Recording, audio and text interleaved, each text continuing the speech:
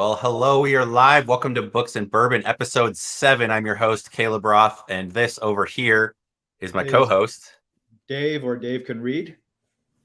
Yes, I hope we all can read. Depends on how much we drink. Well, if you're not familiar, this is the show where we talk about books and bourbon, but we talk very little about bourbon and primarily about books and specifically how you can improve your book business. So David is a quite accomplished bulk bookseller out of Denver.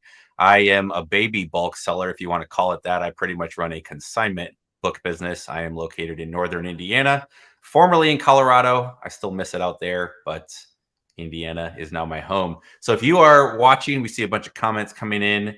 Please let us know where you're watching from, as well as maybe what you are reading recently. I'm going to try. I might be a little distracted today. I am trying desperately to also run the tech for this. There we go. We'll make it a little cleaner on the back end. Matthew is what do we call Matthew? Kind of a jack of all trades.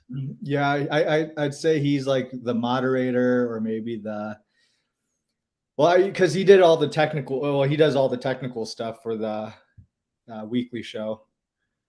He handles all of the behind the scenes things. So Matthew, we miss you. He is with his family on a little bit of a getaway right now, so they're enjoying. I'm not going to share. He's enjoying a very beautiful location, and we're excited to have him back next week. But glad he gets a little bit of time away. So I will be trying to manage this. So if we kind of screw some things up, bear with us. But this is episode 7. I think at some point this is a pretty good stretch. I don't know if I've ever done anything for 7 weeks in a row.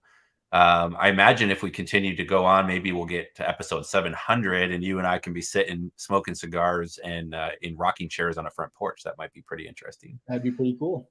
So again, if you are tuning in, thanks for being here. Looks like we have 40 to 50 people. So tuning in on our Facebook group as well as on YouTube. Drop us a like, let us know where you're watching from, and we'll be doing some questions as well. So this will be a little bit different of a show. Not only is Matthew not here, we don't have a special guest today. So our special guests are yours truly. So we're excited to dig in. And as we talked about what to talk about and how to add value to your lives today, we came up with a couple ideas. So one, I'm going to get into a little bit of creative, what I call remote sourcing. I'll kind of share something I'm doing this weekend, actually. And by me, I mean, I'm outsourcing it. So that'll be cool. So creative remote sourcing. And then the rest of the time is primarily going to be dedicated to something we're going to call business therapy session, where David's actually come up with a whole list of questions. I think he just secretly wants to ask me these questions, but he will be we'll be asking each other a series of questions, kind of like a SWOT analysis. So looking at some of our strengths and weaknesses, where the industry is going, some things that we're learning, and then we will close things down with a new section called Game Changer of the Week, and that's going to be where we share some tips. So make sure you stay till the end, and we'll share some things that we're learning in our own business. Well, before we jump into some of the remote sourcing and the business therapy session, David, what are you drinking today? All right, today I've got a Negroni, which is 1 part sweet vermouth, 1 part Campari, of course, which is like an aperitif. And then I've got this Spring 44 gin, which is from Colorado, Loveland, Colorado. And so, and then finally, of course, zest of orange. I ran out of oranges, so I used lemon instead. And so I've got a, homemade Negroni. Beautiful. Well, I don't know how to follow recipes, so I just have a straight bottle of. I was in Scotland last week. For those that watch, I have a bottle of Ardbeg Tenure. It's very Oh, delicious. man. Is that that's heavy on the peat, right? It is. It's very smoky. So I think they call that peaty. Fun fact: they don't call it Scotch over there. It's just whiskey because we only call it Scotch when we import it.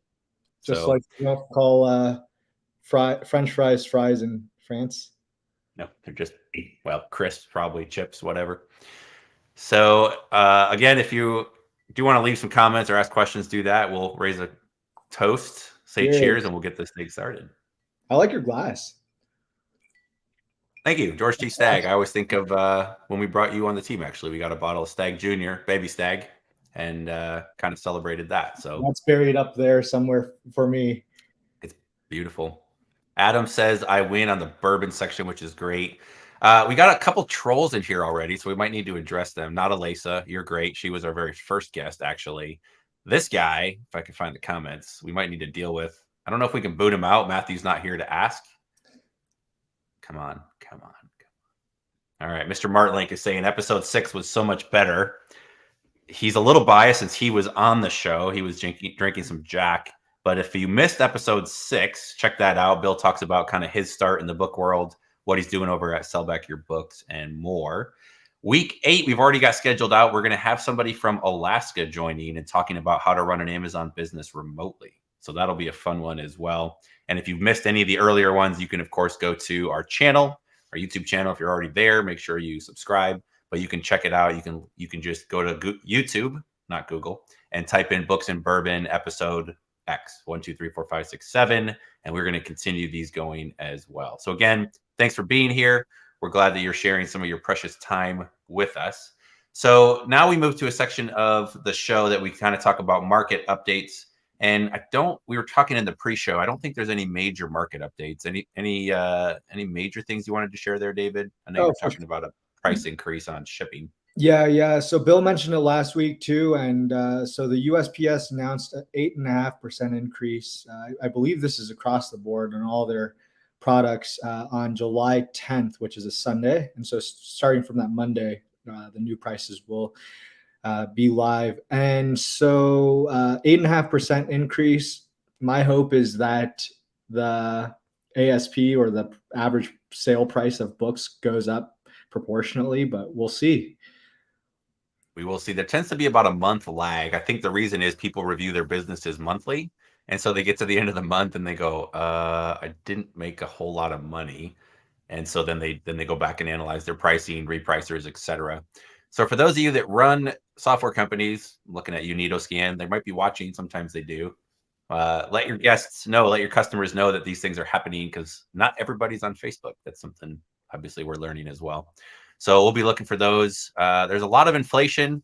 I was looking at kind of consumer indexes in terms of how optimistic, or in this case, pessimistic, so what people worry about. And they kind of track two different metrics. One is inflation and one is gas prices. And which one do you think people are more concerned with right now, David?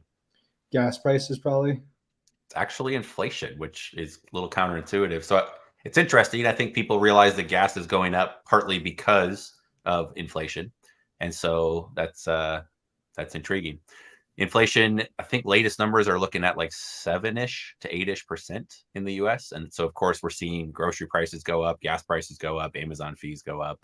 Of course, gas is the one that hits us in the pocket. It's something that we see driving to and from work every day at all the gas stations.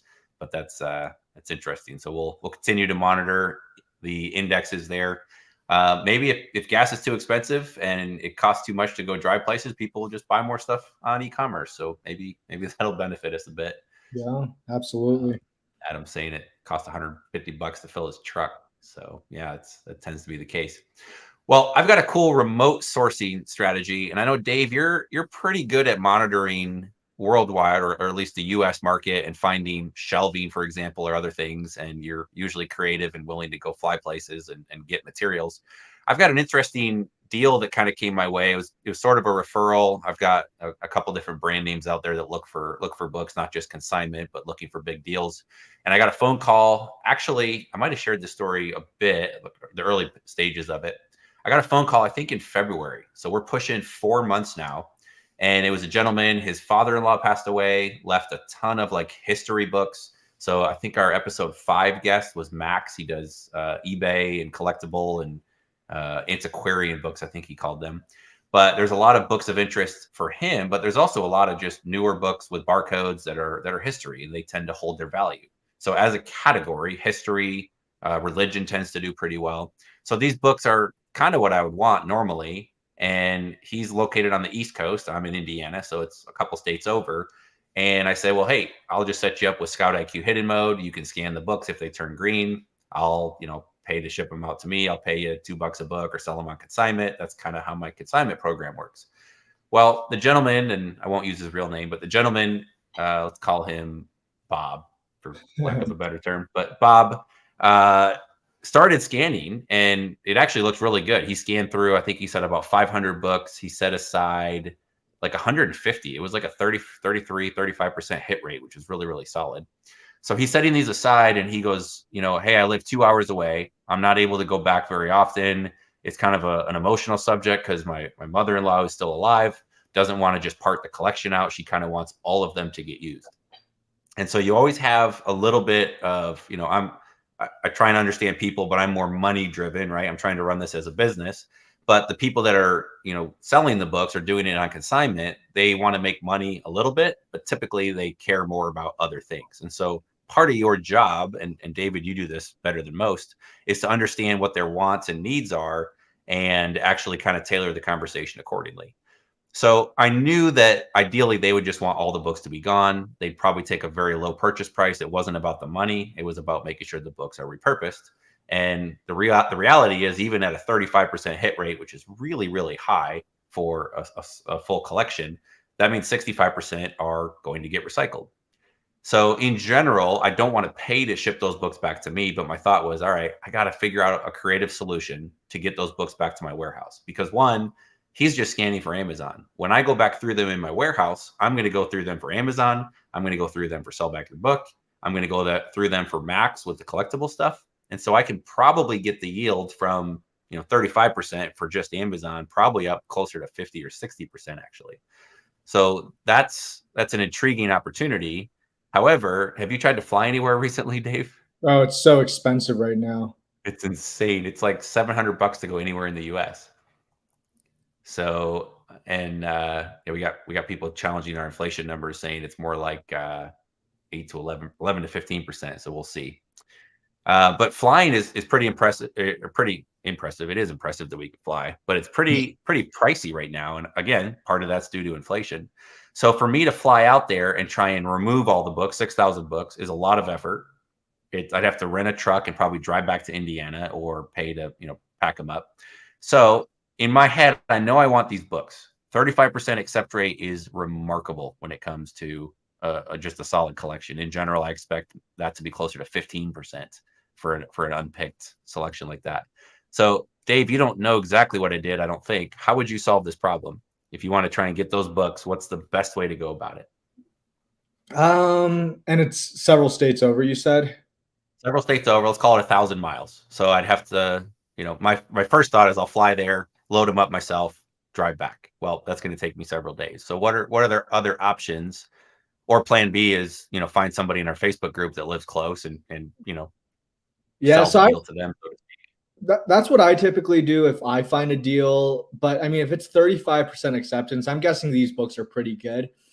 I know what you did, and so I can't say, but what I'd probably maybe even do is like hire someone on TaskRabbit to buy a couple of Gaylords, a couple of pallets, drop them off in front of that person's house, have them just throw everything in, and then have a freight delivery from their place to my place. That's probably what I would do. All in, 1,000 miles. How many books? They're guessing about 6,000. That's really tough too, because from my experience, sometimes they'll say 6,000 and it'll actually be like 500, or at times they'll say 6,000 and it's closer to 50,000. Yep. And so if it truly was 6,000, I'm guessing my method would probably cost, I don't know, at least $1,500, maybe 1,700, maybe more with freight, because 6 pallets, 1,000 miles. I don't know. Let's just say 2,500, including the 3,000. Hopefully, your method was cheaper. I just didn't want to. It's a little cheaper. So a couple of holes I poke in your story a bit. Okay. One, again, this person, the mother-in-law that is behind or still alive, she's a little bit older and she's a bit emotional because it reminds her of her husband, her late husband. Yeah. And these books were essentially his life work. That's what he collected. And so to throw Gaylords in the front yard and say, go ahead and just dump them in. One, she's older. She probably can't do it. So TaskRabbit people could, but they're going to be taking the books and dropping them into a Gaylord. And as you know, books get bent and beat up, and that's kind of a slap in the face. So, and then the second issue I would probably have there is what happens if it rains. So Yeah. freight is very unreliable. And even if you scheduled it to be picked up later in the day, they're not going to be there. They're going to be there the next day. Now it's overnight. There's due, and but that was a thought that crossed my mind. So for those that are, again, business is really just how do you solve problems, and the better you get at problem solving and connecting dots, the better you get at usually putting money in your pocket. So what I did, I don't know if it's the right or the best opportunity, but again, it works. So I'm going to share what I'm doing. If you guys have other comments or other ideas, um, post those in the comments as well. But I want you guys to start thinking that there's other ways you can get at inventory. So I live in a small town in Indiana. I don't have the luxury of a lot of deals. That's why I choose to do consignment and work directly with sources. I did have a gentleman from, I used to go to church with him 10 years ago, back when I was 11, 12, 13, when I was in college. And he was getting rid of a collection of books. So I went over there and, picked up a couple boxes yesterday. So that does exist. Word of mouth is really big. But this allows me to source in other states and kind of go after bigger collections. So what I did eventually was, convinced him, said, hey, we're going to hire a moving company. They're going to come in, white glove treatment. And I picked a moving company because they're used to hopefully treating things with respect. So they're going to send a team in, they're going to box everything up, they're going to load them on their truck, and they'll get them out of your house. So that should take probably no more than half a day, probably 3-4 hours, depending on how the books are stored. And so all I did is Googled moving companies in that zip code. And it was interesting looking at their websites and trying to pick the best one. And I called the first two on the list. They just have the best reviews on Google. I said, hey, I've got a weird request. I want you to go pick up books, just books only, box them up, put them in a truck, bring them back to your facility. I don't have a second location to put them. So if you could you take the books that are in the boxes, put them on a pallet, or 5 or 6 or 8 pallets, and I will schedule freight to come pick them up from your facility. And what I ended up with the first two companies was a front desk person that didn't check any boxes, because it's not, well, where would you like them picked up from and where would you like them delivered to? I went with option C, which was, ooh, I don't know how to think through that. And so I ended up with two scenarios where the front desk clerk had no idea how to take the order, and said, let me go ask some questions. And they would literally play phone tag, walk over to the owner, ask them a question, come back. Yeah, I think we might be able to solve that. Then I'd ask another question, they'd drop it, and I was like, all right, can I just talk to the manager? And, in both cases, it was like, yeah, it's not really what we do. Well, the third one I called, and this is a great example of what you can do in your business, for those that are watching. The third one picked up the phone and goes, hey, it's Charles. Oh, hey, it's Charles with XYZ Movers. He paused. He's like, oh, that's my business number ringing. And so he answers, and I'm like, sweet, I'm talking to the owner. And I said, hey, Charles, I've got this opportunity. I'm a bookseller. I'm trying to get a collection of books. I need them shipped to me in Indiana. And so if you could build them on pallets, if you have space at your facility. I explained it. He's like, yeah, man, no problem. What else do you need? So just immediately, instead of going, hey, let me ask somebody else, he's like, yeah, we can do that. And I don't know if he's ever done it before, but he asked the right questions. He made it very, very obvious that he knew what he was doing. And so Charles earned my business. So it's going to cost me about $1,100 in labor and boxes and, gas to move from the place to his house. I'm guessing freight will probably cost another $1,000 to $1,500 to ship six to 8 pallets. That sounds So super reasonable. yeah. And again, on a normal collection, 6,000 books, if I didn't know what was in the collection, probably not paying $2,500 for 6,000 books. You're probably not making your money on that. But because we'd already done some of the initial research, we were able to kind of sort through it. One of the other things, if you guys are trying to do remote sourcing, is trying to estimate how many books are there. So the best thing you can do is get them to take photos of all the shelves. Just take a photo of the entire room, take some close-ups of the full shelves. And the reason you do that is, on average, a book takes up an inch per linear, or one book per linear inch, or 10 to 12 books per linear foot. Most bookshelves are 3 feet wide. And so you can kind of gauge that from the photo or ask them for clarification. And so every time you have a 3-foot shelf, it's roughly 36 books. All you do then is count if there's 6 shelves high. 6 times 36 gets you to 216 books per shelf. You can kind of do the math that way. And as long as the pictures are decently good, you can do that. So again, David's been there before. He's been in that rodeo. I've been in situations exactly where they say there's 500 books and there's 5,000, and you were ill prepared. Or on the other end of the equation, you bring in 26-foot truck, and you could fit them in the back of your Corolla. Yeah. So It's important to ask questions, do your research. I had him scan a bunch of books, set aside the winners, and so we kind of know what we're getting into. And they'll get picked up Saturday. They'll get shipped to my warehouse. So for those that follow me on Instagram at the Book Flipper, I'm not as cool as Dave and put that as my name, but check me out on Instagram at the Book Flipper. I'll be sharing stories from that haul, sharing when they come in, and hopefully sharing some of the winners. And we'll see how we do.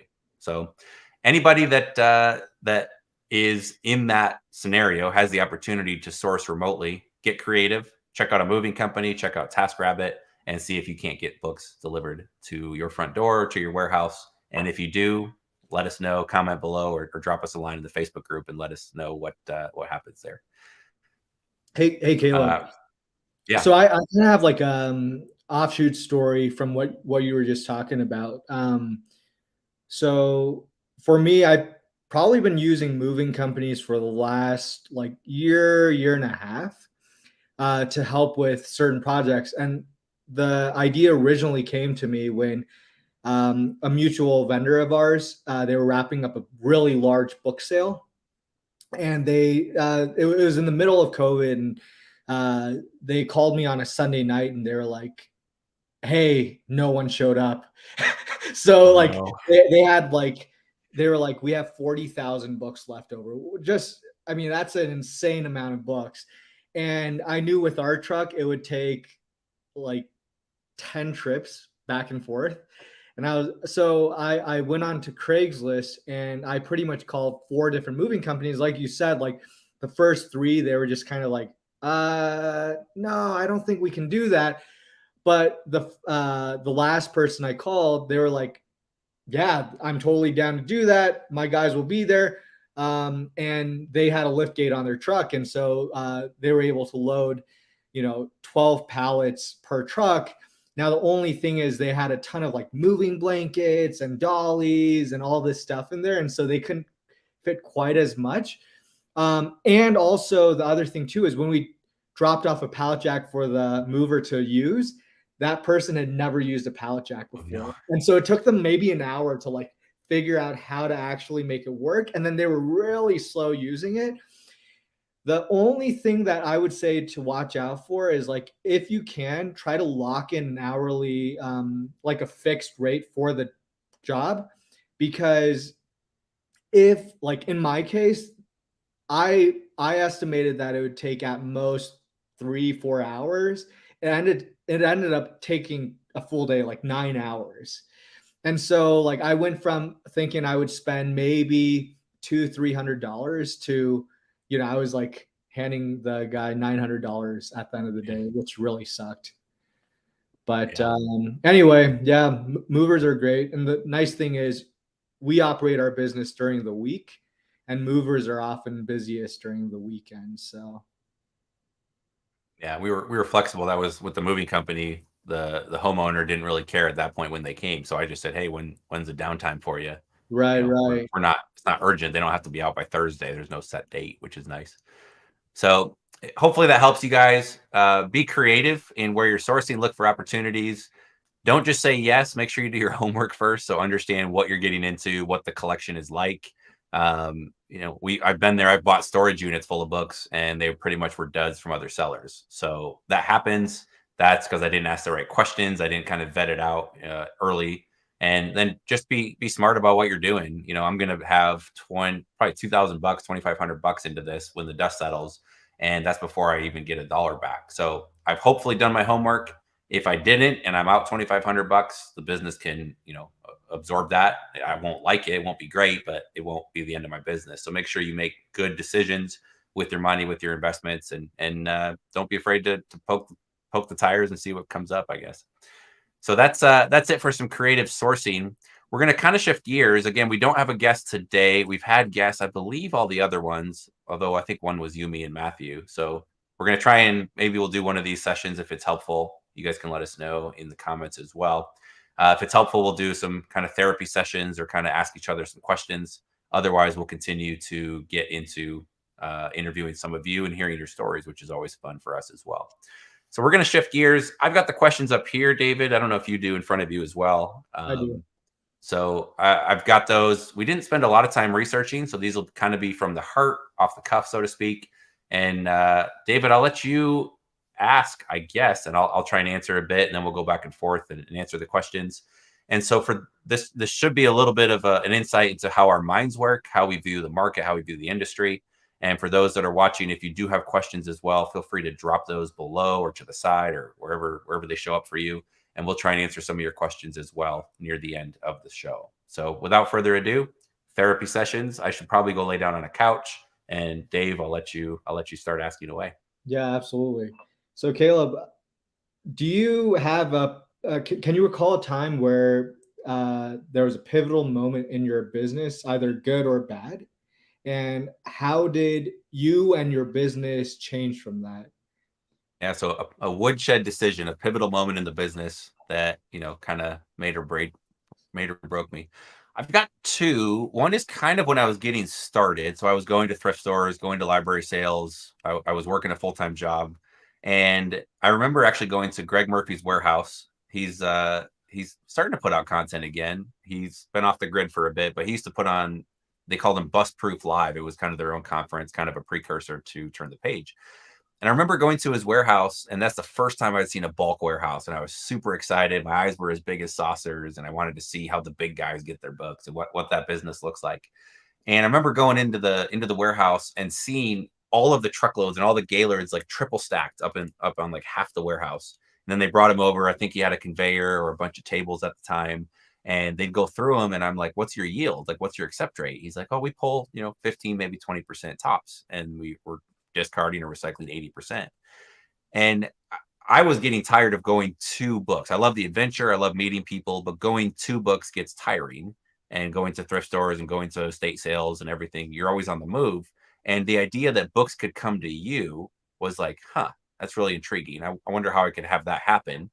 Then I also saw the fact that 70 to 80% of the books were getting discarded. And I said, I wonder if I could figure out a way to get books to come to me, but only the books that I want. And that's where the consignment business idea came from.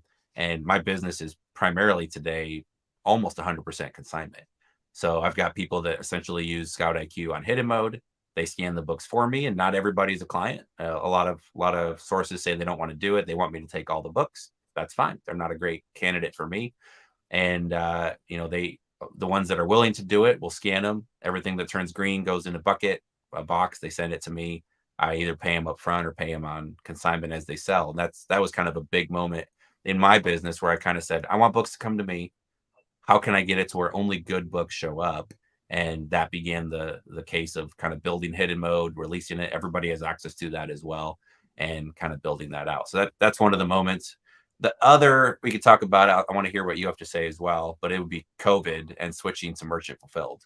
I was 100% FBA. I love the fact that I could go to Utah, source a history collector's books, ship them all into Amazon, recycle the ones I didn't want, fly out, and leave no trace. It's like going camping in the woods. You pack in, you pack out, that's it. And I love that. I love the flexibility that it offered. And when COVID hit, Amazon said, no more FBA. We're prioritizing essential items only. So toilet paper and hand sanitizer and masks and all that is great. And groceries are great. Books, you're not very essential. And so we had to either just stop selling for a bit. We had no idea how long that would be, or switch to merchant fulfilled. And so we took our business.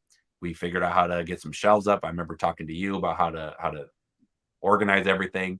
And that was kind of a make or break decision that said, hey, I still want to sell books. I still want to be in business, and I'm going to learn merchant fulfilled. And so now my business is probably 60-40 FBA merchant fulfilled. I do a fair amount of it. Nowhere near what you're doing, but that was a big moment where I said, hey, I'm going to pivot. I'm going to adapt and take whatever Jeff Bezos throws at me, whatever the economy throws at me. We're going to figure out how to continue selling books.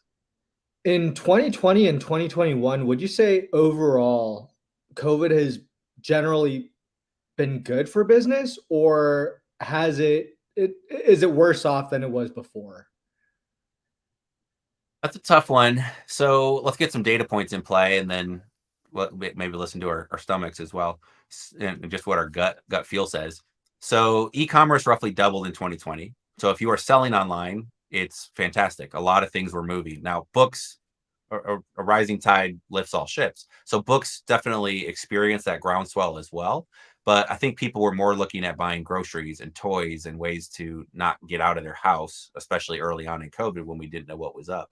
So in general, that was a really good boon for e-commerce. So I think our business was up. We've done fewer books. Part of my business was actually built around going after like libraries and schools and whatever else to go out of business. And so when COVID came, the government gave everybody money. I know many people here took what they call it. PPP and EIDL. Yeah, so the PPP money that was kind of built in. From a subscription standpoint, many of you canceled your subscriptions because you couldn't go look for books. So we saw our software business really take a major hit, and our book business actually kind of ramped up. So the PPP funds helped. Colleges took a lot of that as well, and so a ton of colleges that went out of business were no longer going out of business. So a big chunk of our sourcing dried up. And of course, a lot of our clients, like libraries and Friends of the Library groups, Friends of the Library is primarily, not always, but primarily older people. And they were extremely cautious. So they weren't taking donations. Their volunteers weren't in going through the material. So a lot of our supply slowed down. And of course, that caught up eventually. So I would say in general, it went up. We can get into the economics. I had an hour and a half Well, conversation with well, I an mean, like economics guy today, but economics aside, like what about you mentioned that because of COVID, you made the switch to MF because FBA was no longer an option. And you also mentioned for Scout IQ, the subscriptions went down because a lot of people couldn't go out scouting anymore. I guess sales aside, I think across the board for most everyone, if you were selling books in 2020, 2020 was a solid year. I haven't heard anyone saying 2020 was a horrible year. nope. But for your business, it changed. I'm guessing it changed the dynamic of your business or how your business looks. Are you happy with that change, or do you wish that you could go back in time and business would be back to like 2019 and before, where you could just go in, ship everything to FBA? I mean, I guess you can do that now. That's a good question. I feel stronger having gone through it because our business now has two arms of revenue, not just FBA, but also merchant fulfilled. I also feel heavier. I love the freedom that small business affords you. And so when I run a business that's completely FBA, I don't have to be planted in one location and be able to go pick orders and manage a team and have a physical warehouse. So now that I have that, again, I think the business is stronger. If Amazon changes the restock limits again tomorrow, which they're starting to do in Canada again, but if they do that in the US and clamp down and say you can't send in FBA inventory, I'm not that concerned because I can also sell merchant fulfilled. So I feel like I have I think stronger is a good word, but also heavier because I've got a warehouse lease I have to pay now every month. I've got employees there that I care about and want to make sure that they are compensated fairly, that everything else. So the business is stronger, but I have more to manage, more to be there. And so that kind of gets me away from small and nimble, which is where I prefer to be. Cool. It's interesting. Yeah. Well, so you're on the bigger end of the spectrum. Did you actually lay anybody off? Did you cease operations for a couple of weeks, or did you just kind of, figure out how to keep people coming in the building? Yeah, for sure. COVID was operationally and for the business, it was a blessing in disguise just because at that point in 2019, we went through this huge transition where we had a pretty homogenous supply where from one supplier, we were getting 95% of the inventory. And overnight, it disappeared, it dried up. And at that point, we were scrambling to survive the business. I was scrambling to survive. I was like, I need to figure something out. I need more books. And I'll be completely honest and say that I was really bad at like scouting for the first time and like trying to find suppliers like a lot of the people probably watching. It's like I did not have a lot of experience finding bulk supply. And so April 2019 is when my last shipment hit. I remember taking a video like, all right, this is the last load coming in. And then after that, We went from getting a load a day to 0 loads. And from April to January 2020, like the business was drying up and we were in a really, really tough spot. And we went from having over 20 employees down to 4 employees in February and March of 2020. And this is something that I've never shared with anyone, but in like February and March of 2020, when COVID was starting to become a thing and they were talking about lockdowns, I honestly thought that was it. That was the end. Fortunately, with COVID, all businesses suffered. And so with the government assistance, that was like the last lifeline that we had to like, all right, let's give it one more shot. That on top of running really lean. So like during COVID, it was just my family and me operating. And so it was just like 4, 5, 6 of us running the business. When it came time to come out of COVID, we got assistance from the government to pay all of our employees while they were at home getting paid time off. And then we also took out a loan from the Emergency Disaster Loan Relief Program or whatever. And that was kind of like a lifeline that extended the business. I really like ratcheted up our hiring. And so we went from having 4 employees down to 3 employees to like 16 employees all in 1 month. And from there, like every single day I went out and I was just on the phones, I was visiting places.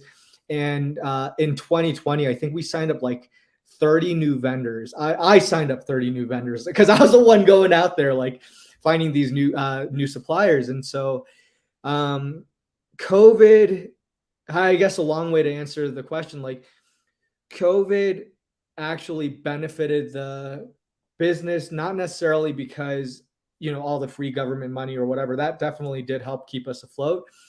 But I think it was like kind of that lifeline that I needed to really get my butt into gear and say, hey, you know what? I really need to like figure this out or we're not going to exist in a year. I think when tough times show up, they force you to either just say, hey, like literally fight or flight mentality of, hey, that's been fun. It was easy for a bit. I had a good thing going. Cool. I'm going to go, cancel it and go figure something else out. Peace out. Or you say, well, I've got overhead. I've got employees. I'm stubborn. I'm going to make this work. And you just roll up your sleeves and get after it. And it looks Yeah. like you chose to fight. Yeah. So you've got some futuristic questions as well. Let's talk about 2021 and 2022. How do you feel? So 2020 was awesome. I think, like you said, everybody would agree that that was pretty solid for business. I think that momentum carried us into 2021 a bit, and now we're starting to see labor issues. There's not a lot of people in the workforce, inflation, so the demand, and I'm getting, even my employees are starting to ask for raises and say, hey, it's costing me so much money to drive to the warehouse, just with gas prices. So what do you see with current state? And then I think you have some questions about the future. We'll get to those in just a second as well. Yeah, absolutely. So 2020 was awesome for us. And it was really good because we're able to capture 2020 like COVID sales. Everyone was ordering online with pre-COVID expenses, right? Labor was still, it was moderate. Shipping was okay. Everything was okay. 2021, our sales were, I think we grew 20% from 2020 to 2021. So that's Amazing. significant. Yeah. But our overhead just skyrocketed. Our overhead, I mean, our expenses skyrocketed. The cost of labor went up almost double just because everything just got expensive. And so in 2021, we actually took a smaller net than in 2020, even though we had grown the top line by 20%.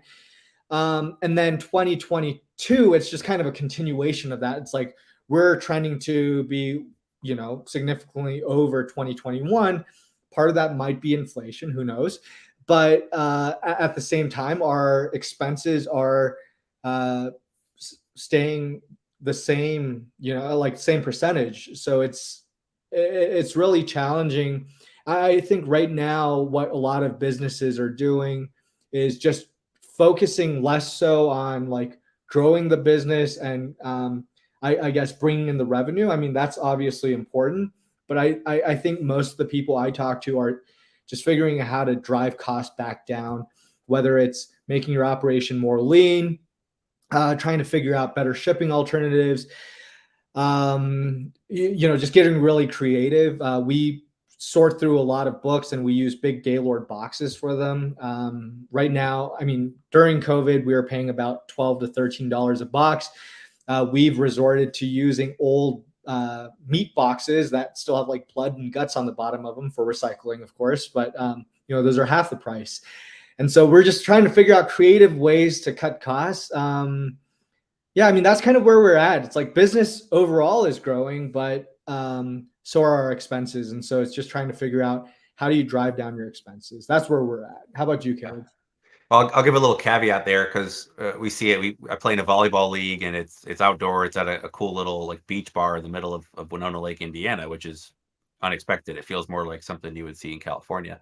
And we were kind of joking. Last week was our first week out there, or 2 weeks ago rather, before Scotland. And the prices are all up significantly on the menu. So we're looking at like tacos that used to be $9 are now like $14.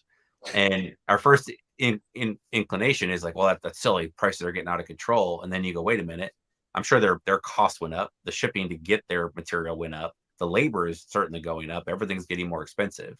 So when you see that happening, when you see especially local businesses, I'm a big believer in shopping small, shopping local. Give them a little break because their costs are going up. They have to raise the prices as well. And there's two ways to kind of add to your bottom line. One is to raise top line and raise more revenue. So in your case, you're, the COVID bump, you got 20% more sales. The other way is to cut costs. So you can raise revenue, which is great, or you can cut costs. Both of those trickle through to the bottom line as well. So I think that's important when times get tough. You got to cinch up the belt, so they say in the business world, and find ways to kind of trim where you can. It's like the business version of going on a diet. You know what I mean? It's just it is. Yep. And unlike diets, we joked about this Books and Bourbon series going 7 weeks now. I think that's longer than the average diet lasts. So we're doing well there. Absolutely. Yeah. You got a couple other. Yeah. Let's move on. So that's kind of the last couple of years, and then kind of what we're doing right now. I think you got some forward thinking questions, which will kind of be fun as we talk about therapy, so to speak. Yeah, absolutely. So you're pretty ingrained into the book space. What do you see as the biggest threat to your business or the book industry in general? Books in general, I think consolidation is going to happen in the book industry. We're already seeing it. And by that, I mean, the bigger players will continue to get bigger, and it'll make it a little more difficult for small players to be nimble. I think in any industry, there's always room for small players. If you're willing to hustle, if you're willing to out relationship the bigger players, you can always carve out a niche. But those big players, specifically Thrift, Discover, Better World Books, they're buying a lot of material right now. So I don't operate in the traditional sense that you do, but just as an industry, I see that I think power is going to go more and more to those players. They're trying to get sales to happen off of Amazon because they control more of the margin. And I think we're gonna continue to see that. So I think, and that may be short lived. I've heard rumors that one or two of those companies may be looking to exit and find other private equity to take them out. So they might just be buying up just to kind of juice numbers and make it look good. My business specifically, I'm not as dependent on the Gaylord and the bulk side of purchasing. But I think labor is definitely a piece. I've got a meeting with my warehouse manager tomorrow, and I know he's already talking about, hey, I've got to analyze some things. So I don't think he'll be resigning, but he may be. So I think just labor in general is going to be a challenge for me.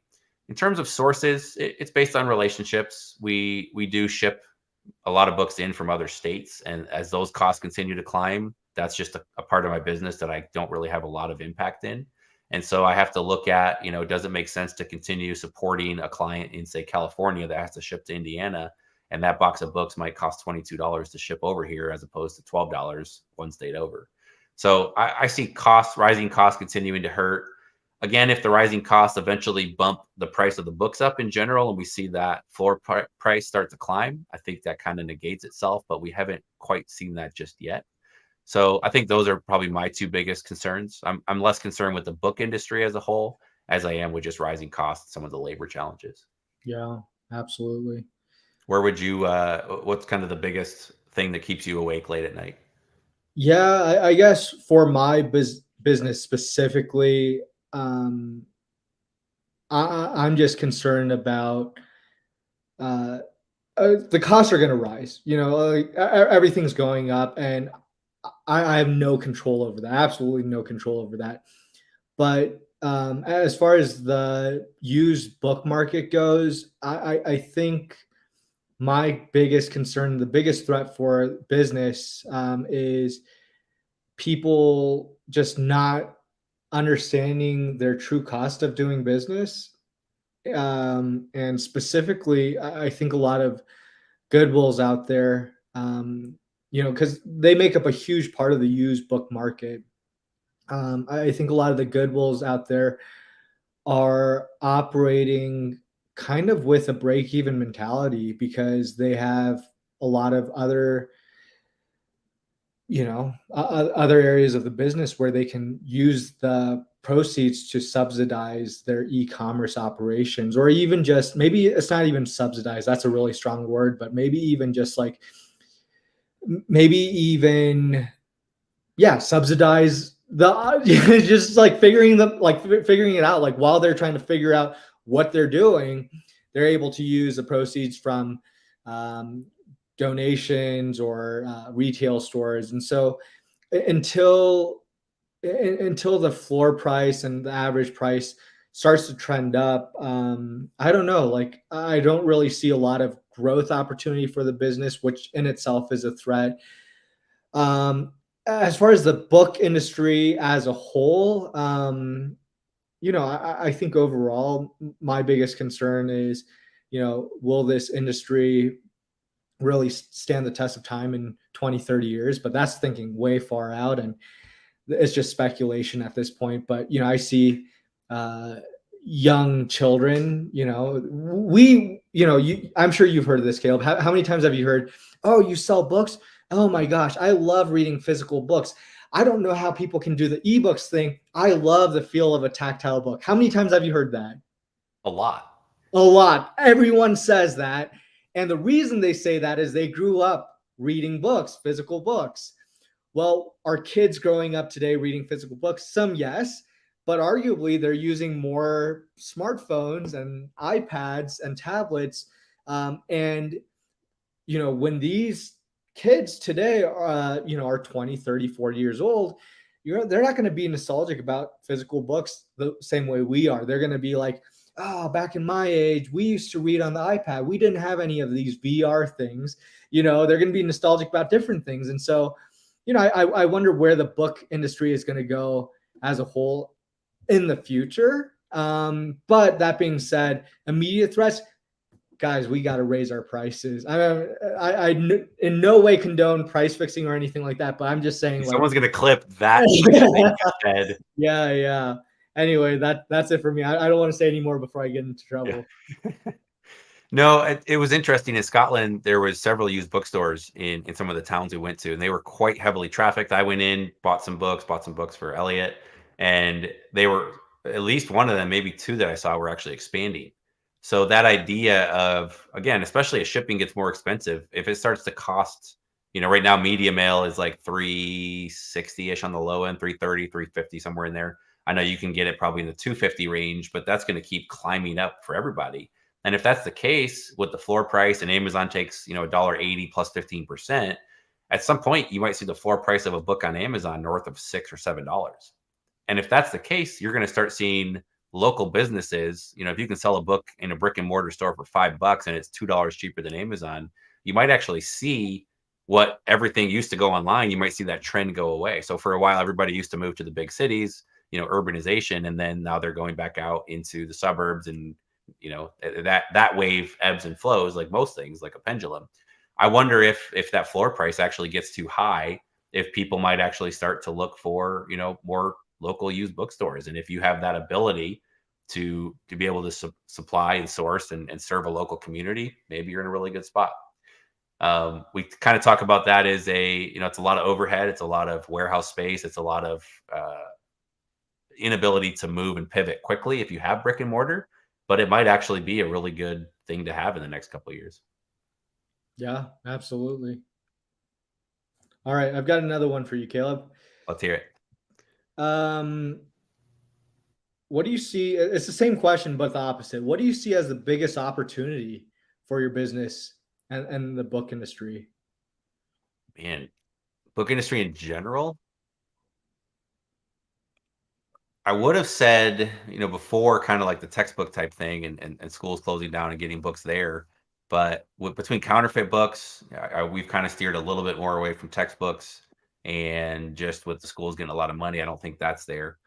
Opportunities, I really think it's cheesy, but it comes back down to relationships.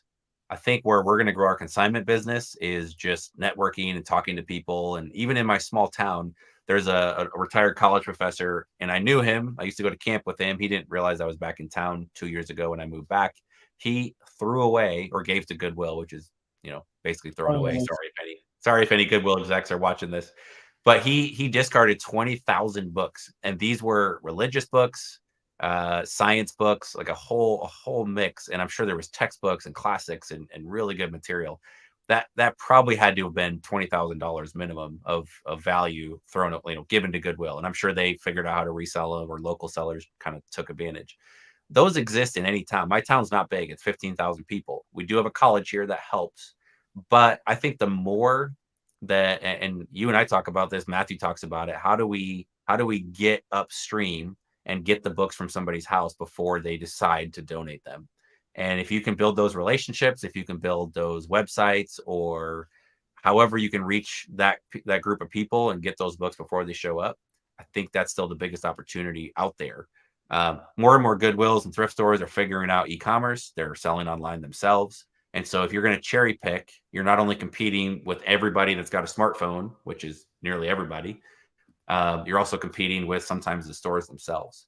So I think if you want to build a book business or build any business, the more you can get away from the feeding trough where everybody else is and go upstream, I think that's still the best opportunity. So specifically for us in a consignment world, that just means pounding the pavement.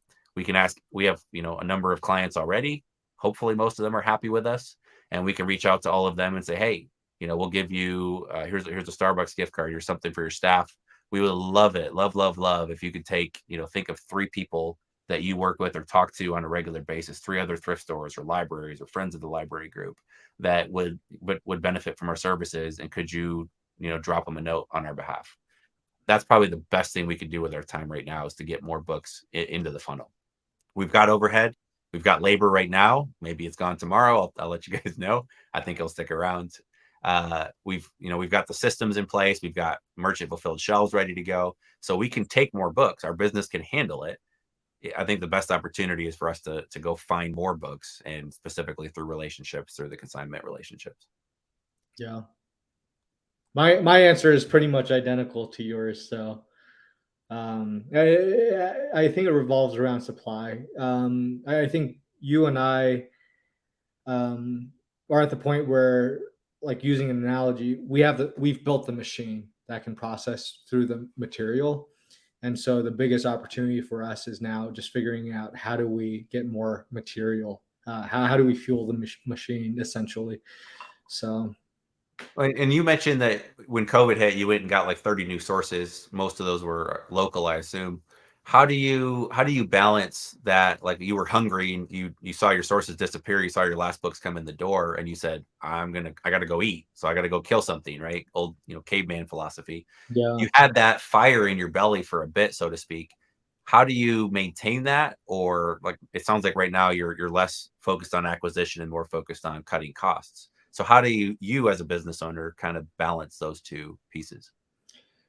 Yeah, by no means am I perfect or great at this, That's it. Come on now.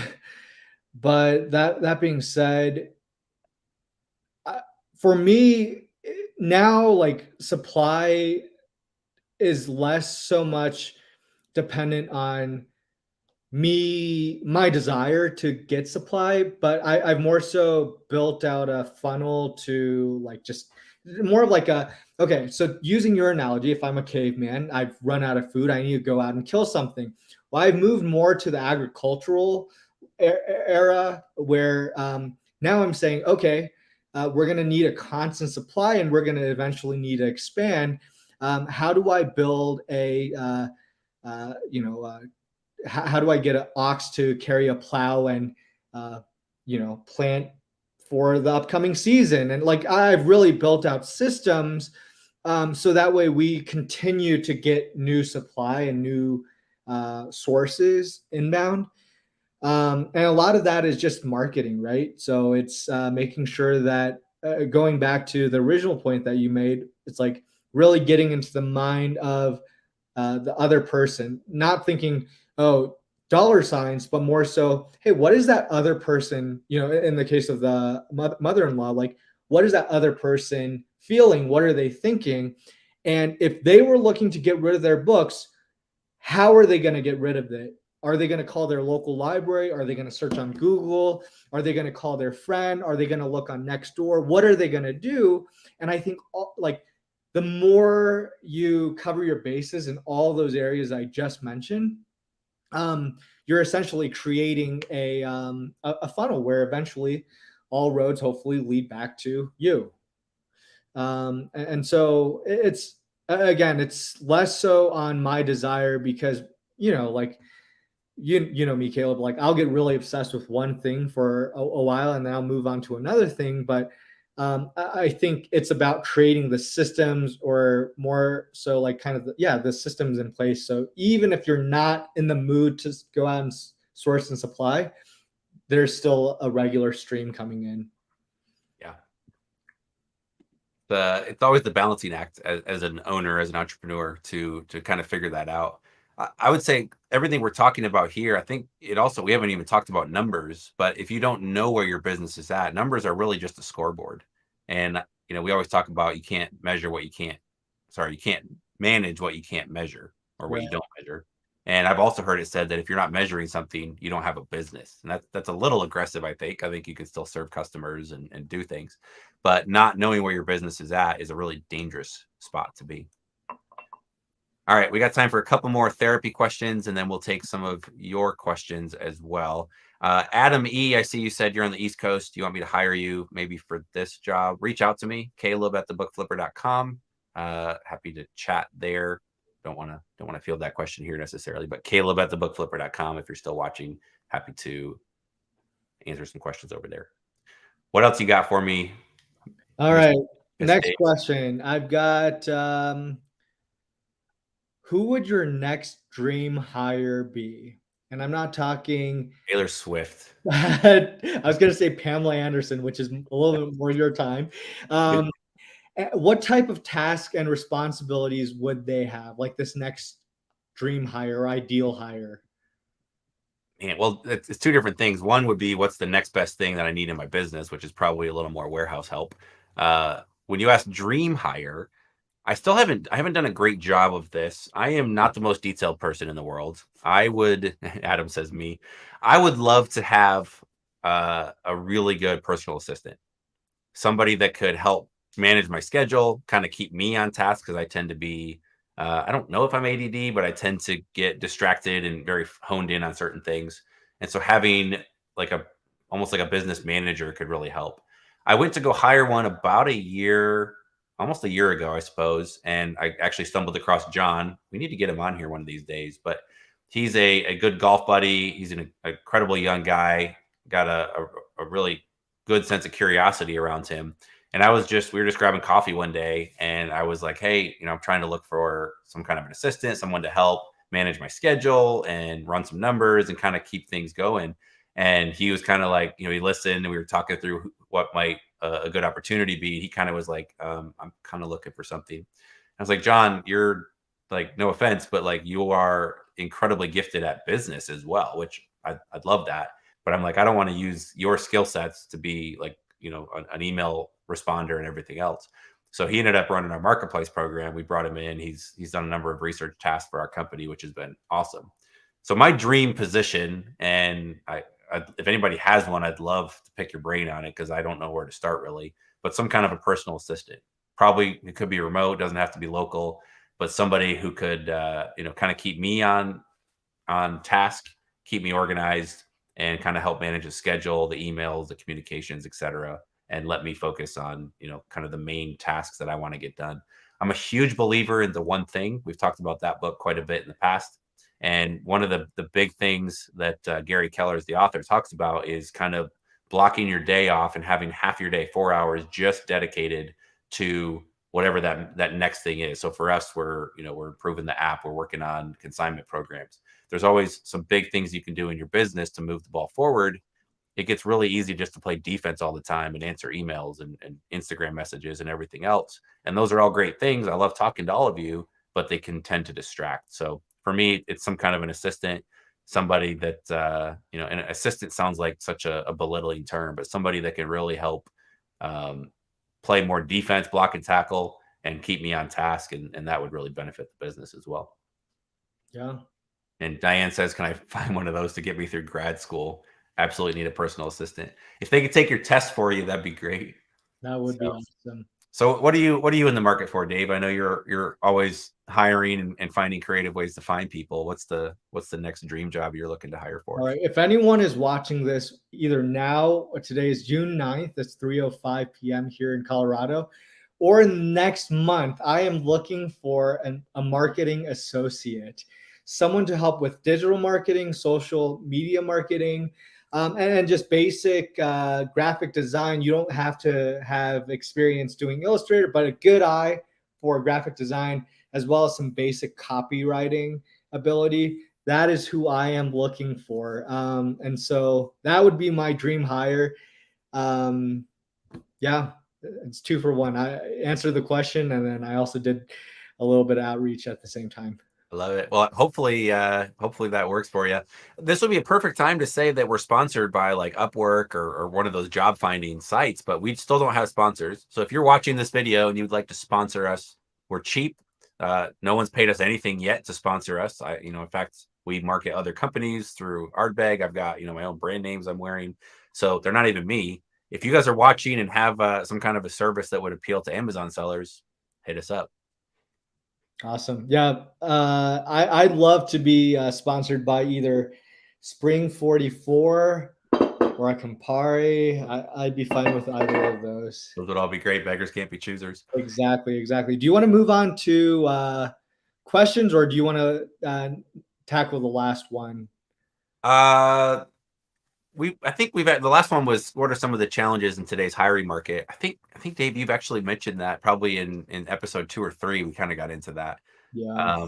You want to give just a 30-second overview of some of the challenges? Because I don't hire a ton on a day-to-day basis. Yeah. So I think the tough part right now is twofold. Number one, people are looking for more wages, right? And that's something that, dependent on your business, you can either do or can't do. Either you can pay really, really well, or you have to pay right around minimum wage. Number two, people are looking for positions with purpose. And that is 100% within your control as a business owner. And so different ways that you can do that. Number one, make sure you have a clear sense of purpose of what you guys are doing as a business for the overall community and for the world. And so once you define that, then you can expand beyond that to start instilling those I guess, a feeling of purpose and I guess contentment into the employees that you hire. And so the challenges right now, people are asking for more wages. People are looking for meaningful jobs. The nice thing is, if you are able to supply a very meaningful position, meaningful work, you look at a lot of these nonprofits, a lot of them don't pay quite as well as a lot of for-profit companies, but they're able to still retain really high quality talent. Why is that? Because these employees believe in the mission. And so there you go, in 30 seconds, the problem and then the potential solution. Yeah, culture is really, really big. If you can engender or build that session, build that culture where people want to work there. Now, it doesn't mean you can have great culture and rip people off and not pay them anywhere near what they're worth. But given two options where the pricing is similar, I absolutely think Have that's. you have you seen We Crash? This is the second time I talked about this, huh? No, I've not. It's on my list of things to watch right now. It is so good. So it goes over the chronicles of WeWork, kind of the start and their rise to Adam Newman, the founder CEO's eventual exit. But they're apparently a company that was notorious for underpaying their staff. But they were kind of like a cult. Like Adam Newman was really influential, and he was just like very charismatic. And a lot of these guys believe in the mission, and now they're worth like 6, 7, $8 billion. And so, yeah. I need to give it a watch. Anytime I hear it, well, it was you both times now, but anytime I hear something multiple times, it's like, all right, I need to definitely move that up the priority list. Yeah. All right, we are going to switch gears here. So just as a little recap, we talked about the bourbon we're drinking. We talked about a bit of a remote sourcing opportunity involving hiring a moving company. So again, follow me on Instagram at the Book Flipper. I will be sharing how that works, or maybe doesn't work. It might fall on its face, but that should be getting picked up on Saturday. So I'm excited to see those books show up, hopefully in my warehouse next week. So I'll share a little bit more of that and see if that's a good strategy and if I should do more of it, or if it falls on its face and I should do less of it. And then we did a little bit of a therapy session, talking through some of the changes, some of the pivotal moments in our businesses as we got into COVID, as well as what the outlook looks like right now. It's a little bit, we try not to be always pessimistic. We want to be realistic and not just say it's all great or all terrible. It's, we want to give you both sides of it. Right now, inflation is a serious thing. Wages are going up as well, so those things do tend to impact our businesses, and we'll all try and figure out how to be nimble together. So if you have questions, drop those. We'll take just a few minutes at the end and answer those. We don't have a giveaway today. I guess the giveaway is we're giving you our time and our smiles and our attention. So that's cheesy, but it'll work. Adam says, Caleb, give me your contact info. Caleb, CALEB at thebookflipper.com. Caleb at thebookflipper.com. You can find me on YouTube or Instagram as well. That's me. I don't have an assistant yet, as we've established to do that. David took a chance. If you're watching this and have some organization skills and want to put them to work, I would be happy to hire somebody part-time, full-time, whatever that may look like. I've got lots of random projects for you to do. I promise you won't be bored. So yeah, if that fits the bill, if that sounds intriguing, if you don't think you would get bored of me in about 30 seconds, reach out, Caleb at thebookflipper.com. David, let's shift gears as a couple questions come in. Post those. We will answer just a few questions at the end. So as we're going through this last segment, if you would do that. David's segment he wanted to come up with, he called it Game Changers. So David, what is a game changer? It could be a book that you've read. It could be a software that you've been testing out. It could be a new habit that you're testing. It could be a new sleep aid. What's a game changer that you've encountered over the last week that you want to share with everybody here? Yeah, well, so I'm kind of embarrassed to say it now because I've been doing so well until today, which is I've been trying to cut out drinking during the week. After last week's session, I told you how I got turned on Tuesday, but I'm sure you've experienced this too. But just like abstaining from alcohol throughout the week definitely helps with sleep and productivity during the week. Beyond that, that's kind of like, I mean, it's a good tip, but it's kind of lame. Let's see. David says be boring and don't drink alcohol. Okay. Yeah, don't drink alcohol during the week. That's hey, I'm just gonna stick with that. That's what I've got this week. Great one. I actually went. I'm trying to focus on my health this year, so I'm actually taking like 2% of the income that comes in and applying that toward health. That could be I'm drinking athletic greens in the morning. I bought like a rowing machine, so I'm doing things that are just trying to be focused on health outside of like playing golf. That doesn't quite count. That's mental health. So I went and found there's not new, but a holistic doctor here in town. He's a chiropractor, but like he's focused on nutrition and some other stuff. And I went and saw him yesterday just for an opening session. And I figured he'd tell me like, stop eating so many carbs and alcohol and whatever else. Well, two things came of it. One, I've had back adjustments before. I've never done, what's the one where you get the needles? but Oh, is that acupuncture. acupuncture? Yeah, I've never done anything like that. I know our developer is big into dry needling right now. Like, there's a lot of ways you can kind of adjust your body. Have you ever had a cranium adjustment, Like like your brain? skull? No skull? Not, No, not never. brain. And maybe that's the wrong term. I'm not really familiar with this, but we were kind of doing things, and he was like doing like muscle tests and push on your arm, and then like have you do certain things and look for imbalance. And he kind of looked at me after a bit and goes, "Did you ever have a head injury?" I said, "Well, other than my mom dropping me on my head as a baby." I said, I got in a car bike accident. I was the bicyclist and got hit by a car like 12 years ago. And he's like, interesting. So he did a couple other tests and goes, "Yeah, you've got something blocking like your nervous system somehow." And it's usually when your skull is several different bones and somehow they get off. And so Tony knows what we're talking about here. Craniosacral work feels good. And so he took this little balloon. I guess you have 6 sinus cavities, so it's kind of like a COVID test, but a balloon. Took a little balloon and a hand pump and put it up into my sinus, and then expanded the balloon, and it kind of shifted my skull, I guess. And you could hear it crack. It was really uncomfortable, but it felt amazing. So Really? I don't know. I've had probably the last 7, 8 years. I just never, like, chiropractic work's never done it. Massage has never fixed it. My shoulder's been really sore. My whole right side. I tore my ACL in high school, or college rather. And I thought that my right knee was off. And so my right hip is always like internally rotated, and my shoulder's always just a little off. And I thought that was knee related, and it just probably wasn't ever going to go away. And he's like, "No, that's probably nervous system related." And so he adjusted my skull, for lack of a better term. I'm sure I'm slaughtering the terms, and I feel really good today. So we'll see. I don't know if it's long-term fix, but if you guys aren't doing chiropractic, if you aren't investing in your health, it's really interesting. So again, we talk about going upstream in the book world, right? How do we go up and get books before they go to Goodwill? I think the same thing's true in health. And I'm really fascinated about like what we're putting in our body, whether it's alcohol or water or the food that we eat. I think those things pay out dividends in terms of the energy, our ability to focus, just so many things that we have as humans.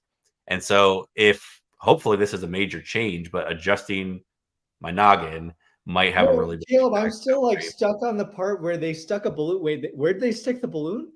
It goes up your nose. So I guess there's The 6 balloon. sinus cavities, 3 on each side. And so he's like, "Hey, I'm gonna," he wanted to work on my left side. And so he did one on the right just to like show me what it feel like, and like I heard a small click. And then Is that the fake? balloon's like this big, like maybe an inch long, and Dude, then I like don't a know. hand My pump. nostril isn't even an inch long. It's like, dude. Well, if you've had COVID tests where they basically go up to the base of your brain. But anyway, it was a crazy feeling. It feels really good. We'll see if it, again, long-term relief, that would be amazing.